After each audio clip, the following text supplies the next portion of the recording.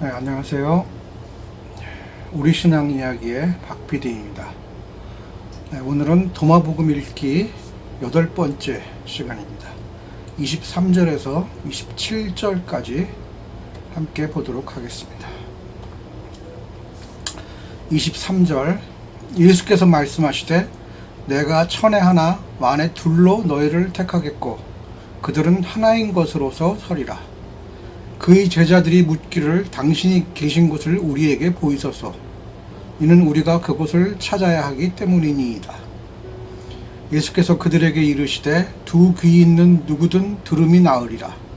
빛의 사람 안에 빛이 있고 그것이 온 세상을 비추느니라. 만약 그것이 비추지 않는다면 그것은 흑암이니라. 25절, 예수께서 가라사대 너희 이웃들을 너희 영혼처럼 사랑하고 너희 눈동자처럼 그들을 안위하라.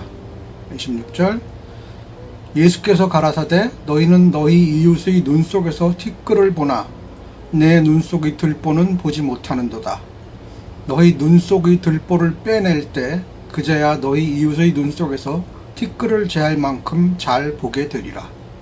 27절, 만약 너희가 세상으로부터 금식하지 않는다면 너희는 그 나라를 찾지 못하리라. 만약 너희가 안식일을 안식일로 지키지 않는다면 너희는 아버지를 보지 못하리라. 23절은 제자들에게 자신감을 주고 영의 세계에 대해 알려주려고 노력하는 내용입니다. 매우 소수만 자신이 제자로 뽑을 것이고 그 제자들은 영적으로 모두 하나 된 상태가 될 것이다 라고 말하고 있습니다. 그럼에도 불구하고 24절에서 제자들은 여전히 그 영적인 자각 상태를 어느 장소로 잘못 알고 있는 듯한 발언을 하고 있습니다. 눈으로 볼 수 없는 경지를 보여달라고 말하고 있습니다. 복음서에서도 그렇고 여기에서도 제자들의 상태가 여전히 수준 미달입니다. 그러니 예수의 대답이 엉뚱하게 들릴 수밖에 없습니다.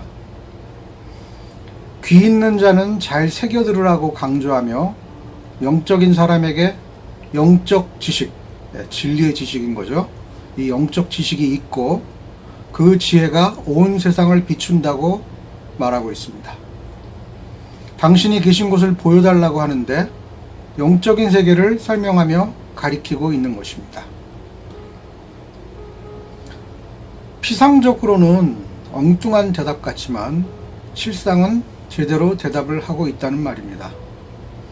우리가 영을 깨달아 알지 못하면 어둠 속에 있는 것과 같다는 말입니다. 여기서 영은 하느님의 영이며 동시에 우리 안에 있는 바로 그 영을 가리킵니다. 예수는 우리 자신을 영을 가진 몸이 아니라 몸을 입은 영으로 보고 있습니다. 계속해서 나오는 이야기죠. 실상 영지주의의 이런 주장은 영지주의만의 주장이 아닙니다. 모든 신비주의에서 강조하는 내용입니다. 이런 면에서 영지주의라고 함부로 폄하할 일이 아닌 것입니다. 실상 정경으로 불리는 오늘날 성서 안에도 바로 이런 신비주의와 영지주의적 내용이 담겨 있습니다. 굳이 그걸 파헤쳐 해석해내지 않고 넘어갈 뿐입니다. 그러면서 동시에 영지주의는 이단이라고 앵무새처럼 되뇌일 뿐입니다. 자신들이 그토록 애지중지 아끼는 성서에 그 내용이 들어있음에도 불구하고 이렇게 엉뚱한 이야기를 한다는 거죠. 다시 말하자면 성서를 읽지 않는다는 반증입니다. 읽어도 편향된 시각으로 바라볼 뿐이고 그러면서도 1년에 10독을 했네 20독 했네 하면서 자랑은 대단하게 하고 있죠. 소경이 성서 겉면만 어루만지며 다 읽었다고 자랑하는 격이라고 할 수 있을 겁니다. 25절은 바로 그 영의 상태에 들어서면 타인이 더 이상 타인에 머물지 않고 자타불이의 경지에 이를 수밖에 없게 된다는 말입니다. 나와 남이 둘이 아니다, 그런 말이죠. 엄밀히 말하자면 문장의 형태가 명령형으로 되어 있지만 그건 제자들의 이해가 미숙해서 그렇게 기록했으리라고 추측합니다. 예수의 이 말은 명령이 아니라 영을 깨달아 알면 자연스럽게 그렇게 된다고 말했을 거라고 봅니다. 26절의 눈 속에 들보는 우리는 우리 자신을 아직도 육신으로만 생각하는 눈을 가리킵니다.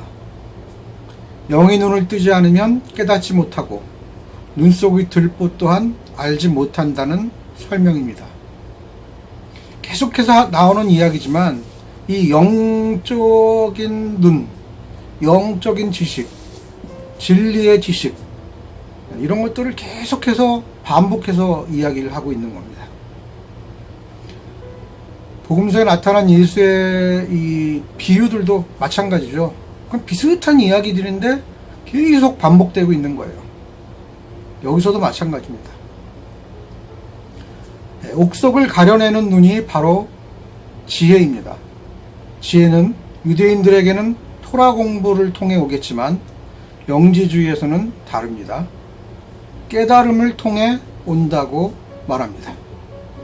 그렇기에 육의 눈이 아니라 영의 눈으로 보아야 제대로 보인다는 말입니다. 27절의 그 나라는 바로 하나님의 나라를 가리킵니다.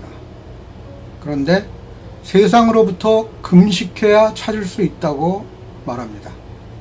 왜냐하면 이 나라는 세상에 속해 있지만 세상에 물들어 있지 않은 나라이기 때문입니다. 세상은 하나님의 나라를 가리키지 않지만 하나님의 나라를 드러냅니다. 그렇게 세상에 속해 살아가면서 세상에 속해 있지 않는다는 말입니다. 마치 물고기가 물속에서 살아가지만 물에 빠져 익사하지 않는 것처럼 그렇다는 얘기죠. 그래서 세상 속에 속해 있으면서도 그 세상을 이기는 사람, 이런 이야기들은 복음서에도 굉장히 많이 나오죠.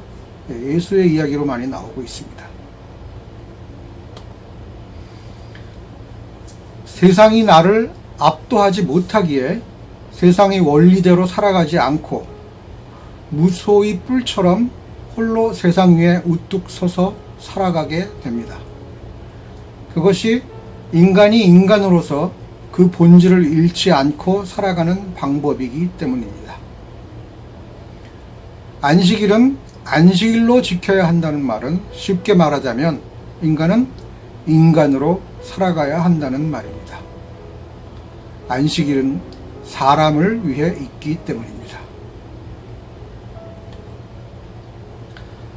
세상 또한 인간의 삶을 억압하는 것이 아니라 인간을 더욱 인간답게 살도록 해야 함에도 불구하고 대부분 그렇지 못한 삶을 살기에 그것을 깨뜨려야 한다는 말입니다. 예수가 살아있으면서 병을 고치고 귀신을 내쫓고 하는 그런 모든 행동들이 사람을 더욱 인간답게 살게 만들기 위한 하나의 과정이었다고 봅니다. 종교적 신조나 교리 그리고 종교 전통 등에 의해 인간이 인간답지 못하다면 그것을 종교의 폐해라고 부릅니다.